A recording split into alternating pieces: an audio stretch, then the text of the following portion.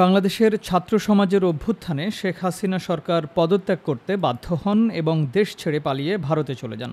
এরপর ছাত্র আন্দোলনের নেতাদের দাবির মুখে ডক্টর ইউনূসকে অন্তর্বর্তীকালীন সরকারের প্রধান উপদেষ্টা করা হয়। ডক্টর ইউনূস শপথ নেয়ার পরপরই বিভিন্ন দেশ থেকে তাকে স্বাগত জানানো হয়। ডক্টর ইউনূসের সরকারকে স্বাগত জানিয়েছেন যুক্তরাষ্ট্রের পররাষ্ট্রমন্ত্রী অ্যান্থনি ব্লিংকেন। আজ শনিবার তিনি বাংলাদেশের অন্তর্বর্তীকালীন সরকার প্রধানকে স্বাগত জানিয়ে এক্স হ্যান্ডেলে পোস্ট দিয়েছেন।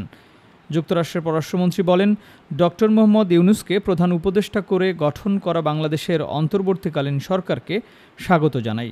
সবাইকে শান্ত ও সংযত থাকতে তিনি যে আহ্বান জানিয়েছেন সেটাই যুক্তরাষ্ট্রের সমর্থন রয়েছে। সেই সঙ্গে বাংলাদেশের মানুষের গণতান্ত্রিক ও সমৃদ্ধ ভবিষ্যৎ গড়ার প্রচেষ্টায় একসঙ্গে কাজ করার বিষয়ে যুক্তরাষ্ট্র প্রতিশ্রুতিবদ্ধ। এর আগে গতকাল শুক্রবার যুক্তরাজ্য সরকারের ওয়েবসাইটে দেয়া এক বিবৃতিতে বাংলাদেশের অন্তর্বর্তী সরকারকে স্বাগত জানান দেশটির পররাষ্ট্রমন্ত্রী ডেভিড ল্যামি।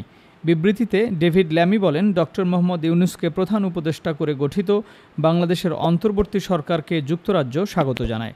বাংলাদেশের জনগণের স্বার্থে দেশটিতে শান্তি শৃঙ্খলা ফিরিয়ে আনার কাজে অন্তর্বর্তী সরকারের ওপর যুক্তরাজ্যের পূর্ণ সমর্থন রয়েছে।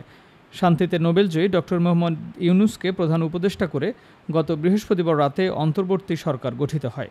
প্রধান উপদেষ্টা সহ এ সরকারে সদস্য 17 জন। Timeline desk, Dhaka.